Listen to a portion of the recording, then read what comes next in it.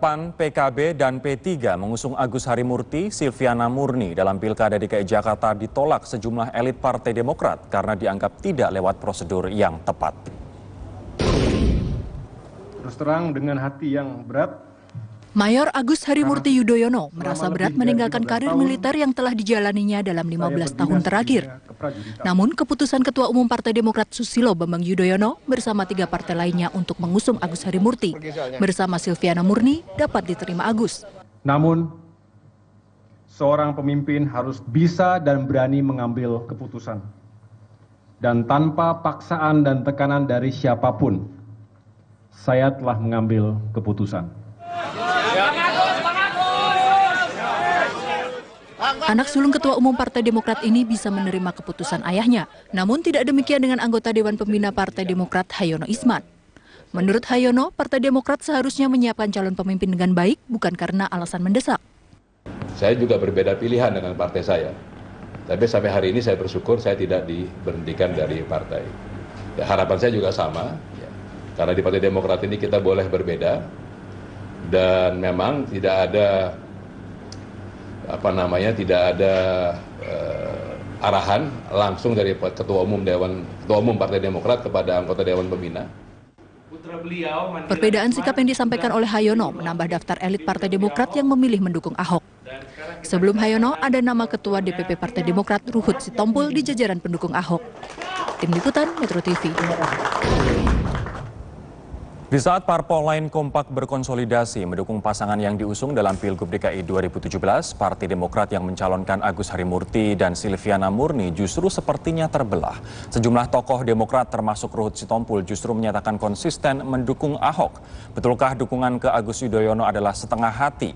Seperti apa kans Agus Silviana dalam Pilgub mendatang? Kita akan berbincang dengan 3 orang narasumber. Yang pertama adalah Ruhut Sitompul, Ketua DPP Partai Demokrat. Bang Ruhut, selamat malam. Selamat malam. Terima kasih sudah hadir. Kemudian ada Aceh Syadzili, Wasekjen Partai Golkar yang bergabung melalui sambungan telepon. Bang Aceh, selamat malam. Selamat malam. Assalamualaikum. Waalaikumsalam. Kemudian ada juga Jayadi Hanan, analis politik dari Syaiful Mujani Research and Consulting melalui sambungan Skype. Mas Jayadi, selamat malam. Selamat malam. Baik, saya akan ke Bang Ruhut terlebih dahulu. Ini di saat partai lain kompak atau minimal terlihat kompak begitu ya untuk mendukung pasangan yang diusung. Kenapa Partai Demokrat justru seolah-olah terbelah, Bang Ruhut? Saya rasa enggak juga ya. Tapi perlu diketahui, saya orang yang paling loyal dengan Pak Susilo Bambang Yudhoyono. Siapa yang enggak tahu 10 tahun beliau, saya ini anjingnya SBY kata orang. Karena saya diehard beliau. Beliau mengajarkan Demokrat penyeimbang berada di tengah. Oh, rupanya sekarang udah enggak, ya enggak apa-apa. Sekarang sudah enggak. Maksudnya seperti apa? Maksud tidak menjadi penengahnya itu seperti apa, Bang Ruhut? Jujur saja, dari awal saya sudah katakan, saya buka komunikasi dengan Ahok. Ya. Dan apabila nanti Demokrat ada kader dari dalam, saya akan dukung kader yang didukung oleh Partai Demokrat. Kan kita tahu akhirnya sekarang Mas Agus Harimurti Yudhoyono yang sudah saya anggap adik saya, perwira terbaik di level perwira menengah. Ya, gimana saya nggak kaget? Agus itu the coming leader untuk TNI. Saya punya cita-cita satu saat beliau bintang 4. Atau satu saat manakala beliau sudah bintang, karena beliau orang yang cerdas, beliau mempunyai kemampuan bukan hanya di bidang TNI, politik, ekonomi, dan lain sebagainya. Nanti kalau sudah matang, paling tidak seperti waktu putra Lee Kuan Yew, B.J. Lee, siapa yang kemudian menerjunkan Mas Agus ke dalam kontestasi itu saya nggak tahu. Kalau memang ini ide dari Bapak Susilo Bambang Yudhoyono dan Ibu Ani Yudhoyono, aku hormati. Tapi apabila ini karena pembisik-pembisik dan koalisi membantunya, aku ikut sedih. Bang Ruhut melihat yang mana? Apakah ini benar suara Pak SBY dan Ibu Ani, atau ini orang-orang di dekat Pak SBY yang melakukan pembisikan itu yang Abang maksud? Kalau aku lihat orang-orang di dekat itu. Apa tujuannya? Saya nggak ngerti. Apa mungkin ya ada sesuatu, saya tidak enak mengungkapkan di sini, tapi paling tidak saya kadang-kadang bicara Ada dengan... sesuatu itu apa Bang? Karena Abang di media juga sangat frontal, saya melihat komentarnya ini seperti pembunuhan karir dari Mas Agus di militer. Itu yang saya lihat. Karena jujur, boleh ditanya kepada Presiden Republik Indonesia yang ke-7, Bapak Joko Widodo. Beliau seorang negarawan sangat arif dan bijaksana. 3-4 bulan yang lalu, di Istana Negara kami berdua, ya, maghrib sampai malam hari lebih kurang 2 jam ngobrol-ngobrol. Oke. Waktu saya mau pamit, saya katakan, Pak, saya titip Pak, adik saya putranya Pak SBY, Agus Yudhoyono, perwira menengah yang cemerlang, di dalam kepemimpinan Bapak, agar kita dukung biar karirnya naik terus. Dan Pak Jokowi sangat mendukung itu. Oke. Tapi ternyata Itu. justru malah dicalonkan. Dicalonkan, dan saya sedih. Beberapa pembisik itu ngomong di beberapa TV dan media, itu yang saya sedih. Nanti saya akan marah. tanyakan siapa pembisik-pembisik ini dan apa tujuannya. Tapi sekarang saya akan ke Mas Jayadi terlebih dahulu agar kita melihat dalam spektrum yang lebih luas begitu. Kenapa Mas Jayadi di saat partai-partai lain terlihat kompak atau berusaha untuk kompak, justru malah Partai Demokrat seolah-olah terbelah begitu. Ada 2 petinggi partainya seperti Bang Ruhut sendiri, kemudian ada juga petinggi partai yang lain, Hayono Isman, yang terang-terangan justru malah mendukung kandidat lain yakni Ahok dan juga Jarot. Ya pertama ya sebetulnya yang pengurus partai yang membelot tidak hanya Demokrat ya. Ada Boy Sadikin di PDI Perjuangan yang juga tidak setuju dengan keputusan partainya ya.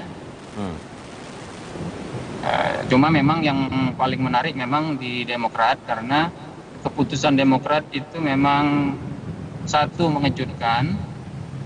Yang kedua menimbulkan pertanyaan seperti pertanyaan yang dimunculkan oleh Bang Ruhut, sehingga tidak begitu jelas alasannya apa begitu. Nah, apa sebenarnya menurut Anda, kalau tadi Bang Ruhut mengatakan tidak enak mengatakan tujuan sebenarnya, tapi kalau Mas Jayadi melihat apa sih sebenarnya tujuan dibalik diajukannya Agus Yudhoyono ini dalam kontestasi pilkada nanti? Saya sendiri juga tidak begitu paham, tapi kalau kita membaca, ada satu kemungkinan yang bisa saya munculkan, yaitu mungkin Pak SBY ingin agar estafeta kepemimpinan di Demokrat segera beralih kepada penggantinya. Nah, Pilkada DKI itu bisa dijadikan entry point gitu, atau momentum bagi the rising star ya, the increasing prominent leader seperti Agus untuk masuk ke politik. Saya kira dalam perhitungan Pak SBY mungkin kalah atau menang Agus Yudhoyono itu tidak terlalu masalah. Kalau dia kalah, maka masyarakat atau orang akan menganggap ya wajar saja dong kalah gitu kan. Karena memang sangat baru, belum punya pengalaman, dan yang dihadapi adalah petahana gitu kan, yang cukup kuat gitu. Kalaupun menang maka itu bonus gitu kan. Jadi bukankah kalau misalnya silakan Mas Jayadi, mohon maaf, silakan. Iya, jadi dengan keadaan dengan kondisi seperti itu, maka kalau misalnya keikutsertaan Agus Harimurti Yudhoyono di Pilkada DKI itu dapat menjadi momentum yang sangat sangat penting, sangat berguna, yang sangat signifikan pengaruhnya untuk memperkenalkan dia kepada orbit politik Indonesia, dan melalui pemilihan Jakarta dia langsung masuk ke level pembicaraan di prime time di tingkat nasional. Sehingga mohon ditahan di sana Mas Jayadi. Mohon ditahan di sana, saya akan ke Bang Ruhut sekarang. Bang Ruhut setuju kalau misalnya ini adalah momentum untuk memperkenalkan walaupun harus meninggalkan karir militer, dan juga kalau misalnya kalah, tadi Mas Jayadi melihat tidak ada salahnya kalau misalnya kalah, namanya tetap akan berkibar di 2019. Itu yang saya tidak setuju, ya. Kalau memang itu pemikirannya. Tapi kembali, kalau ini mau daripada orang yang saya hormati, orang tuanya Mas Agus, ya, orang yang saya hormati, Ibu Ani Yudhoyono, ibunya Mas Agus, saya hormati itu. Tapi kalau pembisik, karena saya punya cita-cita, dan saya pernah cerita dengan Pak SBY sama Ibu Ani Yudhoyono, dia akan menjadi the rising star. Bukan sekarang, 2024. Dan Pak SBY pun juga dalam beberapa kesempatan mengatakan seharusnya prajurit TNI fokus bercita-cita menjadi jenderal, bukan menjadi pejabat daerah. Itu benar. Bapak beberapa kali, dan saya ingat, Bapak juga pernah cerita manakala waktu beliau yang punya cita-cita, dan semua TNI jenderal masuk akademi militer, termasuk adik saya, Iskandar Sitompul, siapapun dia, maunya dia bisa meraih bintang 4. Termasuk Pak SBY loh. Beliau mengatakan waktu beliau ditugaskan menjadi menteri, beliau sedih. Beliau pada waktu itu Kasospol. Karena beliau punya cita-cita maunya bintang 4. Baik. Sekarang saya akan jeda terlebih dahulu, nanti saya akan tanyakan, kalau misalnya posisi sudah begini, partai Anda mendukung Mas Agus, lantaskah masihkah Anda mendukung Ahok dan juga Jarot? Dan kalau misalnya masih ataupun tidak masih, atau sudah tidak lagi, alasannya apa? Kami akan kembali membahasnya saat lagi, tetaplah bersama. Kita akan melihat bersama-sama pernyataan dari Agus Yudhoyono pasca pendaftaran Cagup dan juga Cawagup di KPUD DKI Jakarta kemarin. Terus terang dengan hati yang berat, karena selama lebih dari 15 tahun saya berdinas di dunia keprajuritan.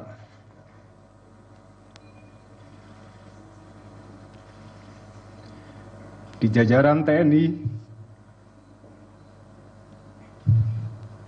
yang saya cintai dan saya banggakan. Namun saya mengatakan bahwa saya siap untuk melakukan pengabdian yang lain, yaitu di dunia politik dan pemerintahan. Itu adalah pernyataan dari Agus Yudhoyono sebelum berangkat ke KPUD untuk mendaftar. Nah, Bang Ruhut, ini Mas Agus terlihat berat meninggalkan militer, namun Mas Agus juga dalam kesempatan yang lain mengatakan dia tanpa tekanan maju dalam pilkada. Memang ada tekanan begitu untuk dia memaksa dia untuk maju dalam pilkada kali ini?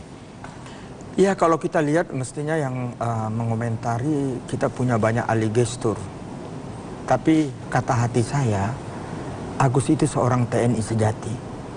Memang TNI siap ditempatkan di mana saja, manakala tugas daripada Panglima TNI. Dengan gestur seperti itu, berat, kemudian emosi, mata berkaca-kaca, Anda melihat ini sebuah keterpaksaan? Kalau tanya ke saya, sebuah keterpaksaan. Siapa yang memaksa? Saya katakan. Siapa yang memaksa, Bang Ruhut? Ya, saya tidak enak untuk bicara itu, tapi itu yang saya katakan, sebenarnya apa salahnya, lebih baik dia untuk nanti. Bukan untuk di sini lagi. Dia salah satu aset yang terbaik di TNI. Pak Gatot Pangap saja mengatakan demikian. Begitu juga para purnawirawan TNI, sahabat-sahabat saya. Begitu juga para senior-senior. Karena orang seperti Agus ini, hitungan jari ada di TNI. TNI harus kita perkuat dengan orang-orang cerdas. Kok kita pensiunkan dia pangkat mayor? Aku sedih untuk itu. Ada dua versi yang mengatakan bahwa nama Agus diajukan oleh Partai Demokrat dan juga Pak SBY. Namun dari Partai Demokrat dan juga Partai PAN mengatakan ini diajukan oleh partai koalisi. Mana yang benar? Kalau saya lihat dari lingkungan, karena beberapa bulan yang lalu juga mereka sudah pernah mengata-ngatakan itu untuk Agus, tapi saya tolak. Dan koalisi kapan lagi mengikuti bersembunyi di pamor Pak SBY dan Agus. Kalau SBY kita sudah tahu. Ini artinya gabungan tahun. dari Partai Demokrat, elit Partai Demokrat dan juga partai pendukung. Pendukung. Ya. Karena kalau Pak SBY kita sudah tahu, dia hebat 2 periode. Tapi Agus ini belum waktunya. Saya sudah titip, dan Pak Jokowi negarawan sejati, dia mendukung untuk itu. Anda masih mendukung Ahok Jarot sampai sekarang? Sampai sekarang saya tetap mendukung Ahok Jarot. Walaupun suaranya berbeda kemudian dengan partai Anda? Ya, itu yang saya katakan. Saya sangat salut dengan Pak SBY. Saya berani mengatakan beliau bapak demokrasi. Manakala Pilpres saya menghadap beliau, saya akan mendukung Pak Joko Widodo. Dan beliau mengizinkan, dan berkat Tuhan, siapapun bisa jadi presiden karena kehendak Tuhan. Dan beliau menang, kami munas, aku jadi koordinator juru bicara, aku jadi Menko Polhukam Partai Demokrat. Artinya Pak SBY itu mantap. Tapi kadang-kadang pembisiknya, pening aku nanti lihatnya.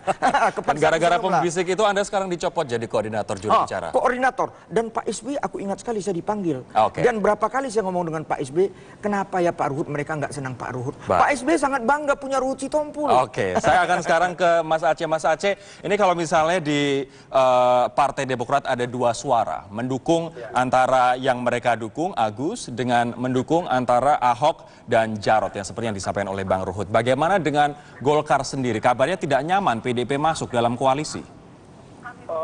Saya kira kita bersyukur ya bahwa PDIP bergabung dalam koalisi untuk mendukung Pak Ahok, Pak Jarot. Seperti yang selalu kami sampaikan di dalam berbagai kesempatan, bahwa bergabungnya PDIP itu akan semakin menambah kekuatan dan kepercayaan diri kami untuk memenangkan pilkada Provinsi DKI Jakarta. Jadi sama sekali kita tidak merasa terganggu dengan masuknya PDIP di dalam dan memberikan dukungan terhadap Pak Jarot, Pak Ahok ini. Bang Aceh, ini dari dua pasangan calon lawan nanti, mana yang menurut Anda paling berat? Kami tentu tidak melihat dari dua pasangan calon tersebut ada yang lebih lebih kuat daripada yang lain. Kedua-duanya menurut kami harus dianggap sebagai kompetitor yang sangat berat, dan oleh karena itu maka yang paling utama yang ingin kami sampaikan adalah ya kita selamat bertanding di dalam dalam kompetisi Pilkada DKI Jakarta, dan ini tentu kita harus memberikan pembelajaran politik kepada publik. Kita harus mengedepankan konsep di dalam proses kompetisi yang akan dihadapi di dalam Pilkada 2017 ini. Baik, saya sekarang akan ke Mas Jayadi terlebih dahulu sebelum saya jeda. Mas Jayadi, apabila tadi Anda memperhatikan gestur kemudian apa yang disampaikan oleh Mas Agus dalam statementnya begitu yang kami tayangkan di awal segmen, nampak terlihat berat meninggalkan militer, namun Mas Agus menegaskan bahwa tidak ada tekanan maju dalam pilkada. Anda melihatnya seperti apa? Dia maju dalam kondisi tertekan atau memang tidak ada tekanan sama sekali? Ya, tekanan bisa juga karena tekanan situasi ya. Dia tidak punya pilihan begitu karena mempertimbangkan permintaan dari pimpinan Partai Demokrat begitu. Tapi kalau kita lihat ya wajar saja kalau dia tampak berat gitu. Dari kenyataan ketika dia berpidato terlihat memang itu tidak sesuatu yang tidak mudah bagi dia, karena memang karir militer, karir yang dia cintai, dan dia sedang naik daun begitu, sedang bagus-bagusnya. Dan harus meninggalkan tengah jalan gitu untuk memasuki kancah yang masa depannya juga belum begitu jelas meskipun masih cukup menjanjikan gitu. Kansnya seperti apa Mas Jayadi? Kans untuk Mas Agus dan Silviana? Data mengenai dua pasangan mengenai Agus kan selama ini belum kita dapat dengan baik ya. Jadi sementara ini kansnya cukup rendah dibandingkan dengan Ahok dan pasangan Anies Sandi begitu. Karena kita belum tahu apakah Agus ini diterima atau tidak oleh masyarakat. Kita harus lihat beberapa bulan ke depan ketika kampanye mulai berlangsung. Baik, nanti saya akan tanyakan ke Bang Ruhut terkait dengan kans yang cukup rendah menurut Mas Jayadi Hanan dari Saiful Mujani Research and Consulting. Sesaat lagi. Kita akan lihat pernyataan bersama dari Hayono Isman yang juga merupakan petinggi Partai Demokrat, anggota Dewan Pembina Partai Demokrat berikut ini. Tapi isunya adalah tanggung jawab partai politik terhadap rakyat menghadirkan calon pemimpin yang siap memimpin. Itu isunya. Jadi awalnya nama Pak Agus ini sebenarnya tidak ada di setahu saya ya jajaran semua partai nggak ada yang tahu ya kan. Taunya baru belakangan. Berarti ada masukan dari partai lain begitu Pak? Saya nggak tahu, yang mesti tanya. Sekali lagi ini masalah internal partai. Kenapa Pak bisa muncul nama Pak Agus gitu? Nah, Anda mesti tanya sebagai Ketua Umum Partai Demokrat. Tapi sekali lagi saya hadir di sini bukan sebagai anggota pembina, saya sebagai pribadi. Oke. Betulkah nama Mas Agus tiba-tiba muncul, Bang Ruhut? Kalau saya lihat memang beberapa pembisik Bapak suka memunculkan. Tapi Bapak waktu di Bogor itu pernah keras masalah itu. Baik mengenai Ibu Ani Yudhoyono mengenai Agus dan Mas Ibas. Keras untuk apa? Karena kawan-kawan ini pesan Bapak hati-hati kalau menyebut mencalonkan nama keluarganya ini. Tapi ya saya nggak tahu. Ini begini. Saya ingin merefer ke beberapa pernyataan. Menurut Arsul Sani, Sekjen P3, nama Agus tidak ada dalam radar. Yang ada dalam radar waktu pembahasan sebelum ke Cikeas adalah Sandi, Rizal Ramli, dan juga Yusril. Wasekjen PKB, kemudian Wasekjen P3 juga dua-duanya mengatakan nama Agus disorongkan oleh Partai Demokrat. Kemudian sementara Edi Suparno dari PAN mengatakan nama Agus disodorkan PAN, P3, dan PKB. Syarif Hasan, Waketum Demokrat, juga mengatakan nama Agus diusulkan PAN, P3, PKB. Mana yang betul? Kalau saya tetap, karena saya orang dalam, pertama lingkungan, karena mereka udah beberapa kali menyebut nama-nama keluarga Cikeas dan Bapak nggak bisa menerima itu. Bapak tegas. Saya bangga lihat Pak SBY. Ya, beliau tuh hebat. Tapi ya gimana, namanya kerak, diteteskan air, lama-lama jadi bubur juga. Itu yang saya sedih. Siapa yang Anda maksud dengan air yang meneteskan, yang menetes di atas salah kerak satu, itu? karena saya lihat dia ngomong di TV mendukung salah satu pengamat. Saya marah. Marah saya mendengar ini. Seolah-olah kenapa Agus kita dukung dan lain sebagainya. Dia seorang pengamat? Pengamat dan kawan ini ada. Di dalam partai? Di dalam partai, wakil ketua umum. Dia bilang apa? Sedih nggak saya? Seolah-olah kalau Agus tetap di militer, karirnya di era Pak Jokowi akan meredup. Apa saya tidak sedih? Jangan sok ujon, jangan negatif thinking kepada presiden kita yang ketujuh. Beliau negarawan, saya pernah memohon 10 jari untuk Mas Agus. Pak Joko Widodo mendukungnya. Jadi udahlah, jangan cari-cari kambing hitam, saya tidak senang. Ya, mau maju ya maju aja. Tapi gitu. maksudnya kan baik untuk menyelamatkan karir Mas Agus, Bang. Jujur saja saya katakan, jangan terlalu lakukan judi, gambling untuk karir seorang jenius di TNI yang namanya Agus Harimurti Yudhoyono. Okay. Mereka melakukan gambling. Karena itu saya ini pendukung Ahok, Jarot. Tapi karena saya juga belajar politik, kadang-kadang kan politik itu memang bukan ilmu eksat. 2 tambah 2, 4, tapi bisa 7, 8, 9. Kadang-kadang karena saya sayang dengan Pak SBY, saya sayang dengan Bu Ani, saya sayang dengan Pak Agus, Pak Ibas, Pramono Edi, kadang-kadang mudah-mudahan ada mujizat Agus ini menang. Oke. Tapi kalau Agus nggak menang, apa nggak sedih saya? Ini Nangis nampaknya, saya. ini sudah ada Mas Jayadi juga sudah bergabung bersama kami menembus kemacetan begitu ya. Tadi Bang Ruhut mengatakan semoga ada mukjizat. Ini artinya kansnya memang begitu kecilkah untuk memenangkan pilkada kali ini bagi seorang Agus dan juga Silviana? Kan selalu ada ya, tetapi kalau melihat data-data yang ada itu memang pertama untuk Agus kita masih sulit membacanya karena datanya di SMRC belum ada. Kalaupun ada mungkin sangat terbatas datanya sehingga kita tidak bisa memperkirakan. Karena itu paling-paling kita bisa menggunakan pendekatan kualitatif untuk melihat peluangnya ya. Memang secara kualifikasi personal dia bisa dikatakan memenuhi persyaratan, muda gitu, masuk dalam kategori pemimpin baru di Republik ini, pendidikannya bagus, S2-nya 2 kali, karir di militernya bagus. Nah, karir militer ini bisa jadi titik lemah tapi juga bisa jadi titik selling point tapi juga titik lemah karena biasanya orang itu dianggap sudah matang di militer, apalagi untuk posisi seperti Gubernur Jakarta kalau posisinya sudah sampai jenderal minimal bintang 1 ya. Dia masih di program menengah dan sedang rising gitu. Nah, kemudian tidak ada masalah dengan integritas dan sebagainya.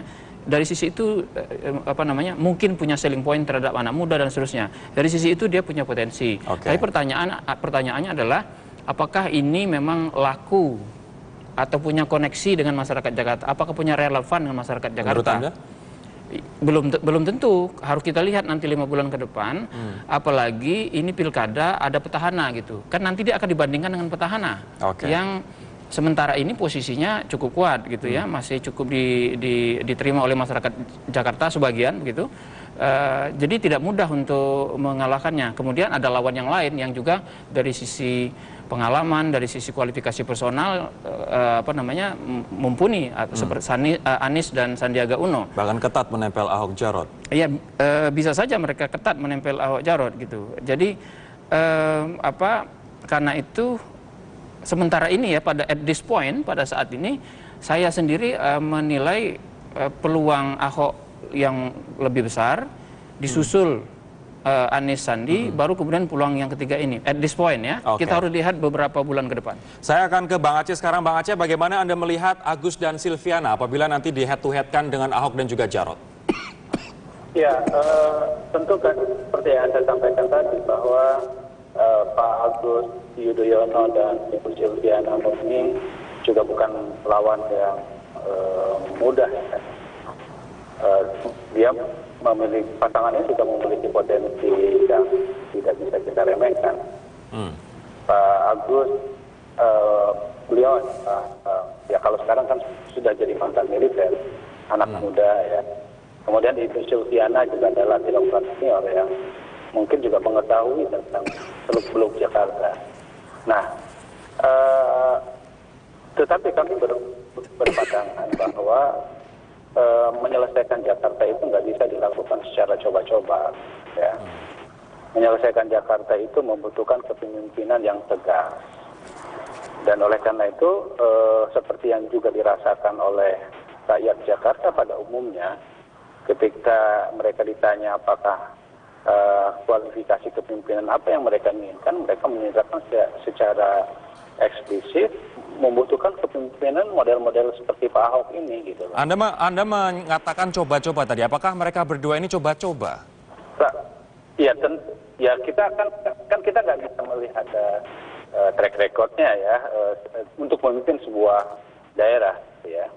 Pak Agus walaupun beliau adalah pernah belajar tentang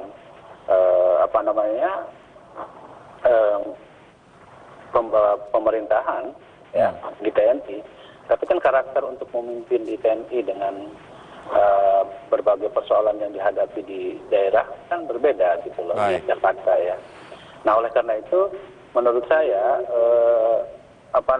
melihat Jakarta ini tentu harus dilakukan dengan komprehensif, bukan memerlukan penanganan yang serius untuk membenahi berbagai persoalan yang dihadapi oleh DKI Jakarta ini. Gitu.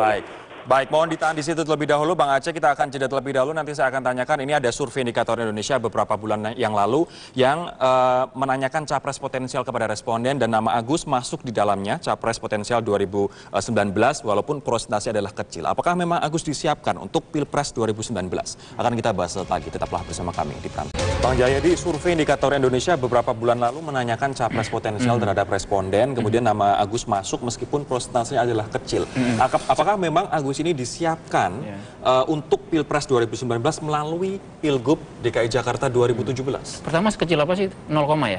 Dia tidak sampai 1%. Oke, dugaan saya itu pertanyaannya semi terbuka ya, artinya ada daftar gitu, bukan pertanyaan spontan ya. Karena kalau pertanyaan spontan, artinya pertanyaan terbuka, namanya muncul, maka itu berarti potensinya sudah cukup besar gitu. 0,2%, Mas. Iya. Ini pertanyaannya semi terbuka, berarti mereka memberikan daftar kepada responden. Ya, dan daftar nama Agus masuk dalam daftar itu. Artinya ya memang masih kecil. Tapi kalau kita lihat, saya kira logis saja secara politik kalau Partai Demokrat mempersiapkan Agus untuk menjadi calon pemimpin masa depan, bukan hanya pemimpin masa depan Demokrat, tapi juga pemimpin masa depan Indonesia gitu. Dari sisi kualifikasi personal, potensinya ada, kemudian yang menjadi pemimpin utama di Partai Demokrat kebetulan adalah ayah beliau gitu. Jadi wajar saja kalau itu dipersiapkan. Resikonya tidak terlalu tinggi. Apabila di Jakarta gagal akan sulit untuk naik kemudian untuk RI1, tapi kalau misalnya berhasil bisa langsung sukses di RI1. Ya memang ada kesan agak terburu-buru, agak kurang natural, memang agak kurang alamiah ya memang. Tetapi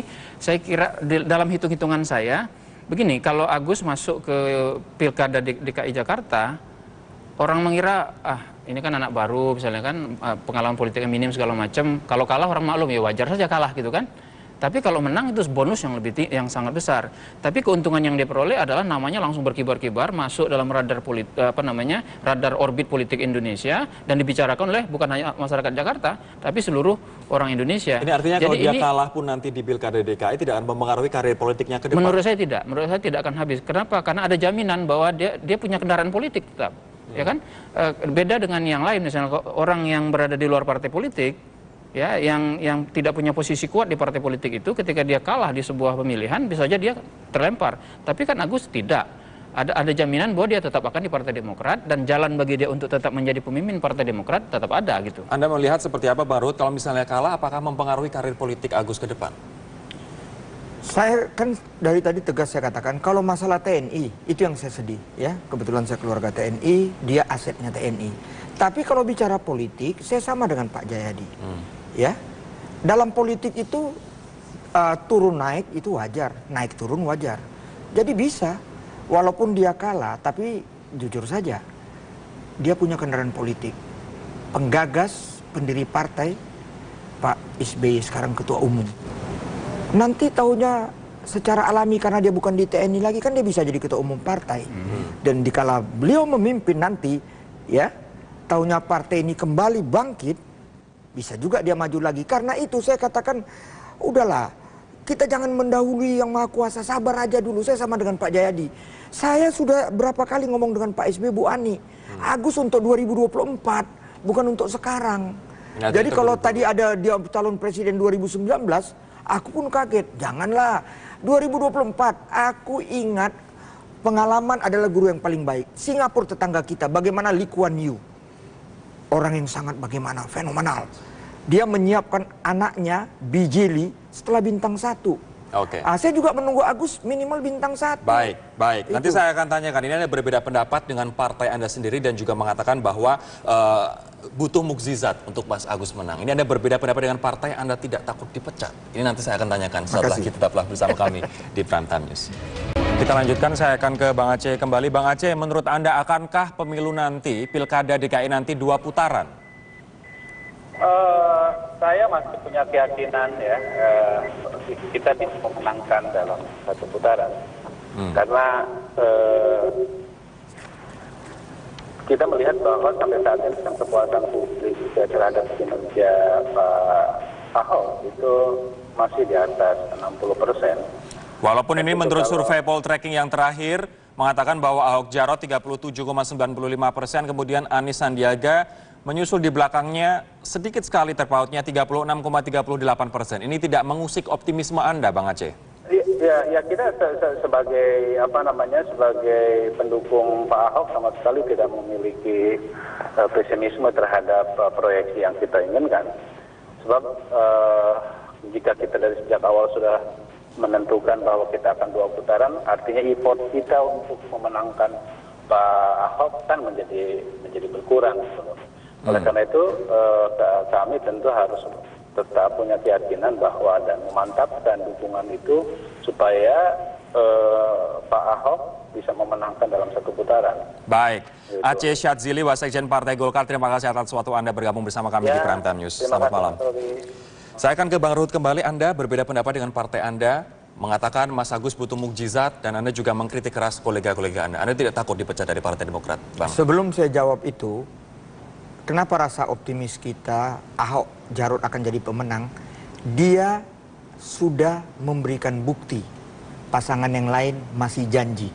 Ingat, ini reformasi, demokrasi dikedepankan, rakyat sangat cerdas, ya. Mereka tahu apa yang sudah diperbuat Ahok dan Jarot. Akankah Partai Demokrat bersikap cukup cerdas terkait dengan nasib Anda nanti ke depan? Saya punya penggagas pendiri partai dan ketua umum, Pak SBY. Manakala waktu saya mendukung Bapak Joko Widodo menjadi calon presiden, partai saya mendukung Pak Prabowo. Saya ingat sekali. Anda selamat-selamat aja waktu itu ya? Di DPR itu Ibu Nurhayati Assegaf, gimana dia kebakarannya, kumpul tanda tangan menghadap Pak SBY minta saya dipecat. Itu saya salut dengan Pak SBY, tunggu dulu hasilnya, dan yang menang Pak Joko Widodo. Dan Anda aman waktu itu? Saya aman, bahkan saya menjadi koordinator juru bicara hasil Munas di Surabaya. Saya menjadi Menko Polhukamnya Partai Demokrat sampai sekarang. Masalahnya sekarang aman tidak? Dikarenakan Anda saat ini dicopot dari posisi koordinator juru bicara, Bang. Wah, ini keren ini pertanyaan. Ya, ini mengangkat saya. Kenapa? Yang mengipas, dia kira dia yang jadi koordinator. Tahu, Rory, siapa jadi koordinator juru bicara sekarang? Siapa? Yang menggantikan saya. Bapak Susilo Bambang Yudhoyono. Pak SBY sendiri. 2 periode menjadi presiden, dan sekarang ketua umum. Artinya apa? Dia lihat memang untuk itu Ruhut sing ada lawan. Sing ada lawan. Kalau dulu yang kebakaran jenggot adalah Bu Nur Hayati. Sekarang orang yang sama. Ada beberapa lah. Saya tahu ya dia lagi. Termasuk ada tadi saya baca di media. Udah kita tutup teleponnya. Saya ingin tanya kepada Anda, Bu Nur, orang yang sama itu. Bukan hanya itu. Tadi saya baca di media Profesor Mubarok. Profesor Mubarok juga. Ketawa aku termehek-mehek lihat dia. Kenapa ini profesor ya, dari dulu dia memang begitu. Kalau lihat aku ini ya sampai keluar kata-katanya. Apa? Ruhut itu Gus Dur di era sekarang. Baik. Marah NU sama dia. Bayangkan. Berarti ada minimal ada 2 orang yang kemudian menginginkan Anda belum dipecat lagi dari Roy Partai Suryo, Demokrat. Sarip Hasan. Wah, banyak Amir sekali ya, Samsudin. Bang. Ada, nggak apa-apa. Terakhir saya ke Mas Jayadi, ini akankah 2 putaran pilkada nanti? Dua-duanya masih mungkin 1 putaran, masih mungkin 2 putaran. Pertama ya, data yang kita miliki masih agak terbatas, terutama data elektabilitas untuk Agus ya. Nah, dengan asumsi Ahok itu pendukung kuatnya saat ini ada di kisaran 35%, itu berarti bahwa masih mungkin ada 2 putaran. Karena dia tidak akan ada potensi dia tidak mencapai 50% lebih di putaran pertama. Tetapi apalagi sekarang itu ada sekitar 55% pemilih yang masih akan benar-benar memutuskan menjelang hari H. Kemudian 44% dari yang sudah memutuskan sekarang itu masih bisa bergoyang pilihannya. Jadi masih mungkin 2 putaran. Masih mungkin 2 putaran. Baik, terima kasih teman-teman. Kita tunggu saja seperti apa hasilnya nanti. Ini tadi adalah tes kesehatan. Kita nanti tunggu untuk penetapan calon di bulan Oktober, sekitar tanggal 23 Oktober untuk menentukan nomor urut dari calon-calon tersebut. Terima kasih sekali lagi teman-teman. Dan demikianlah perbincangan kami di Prime Time News kali ini. Terima kasih pemirsa.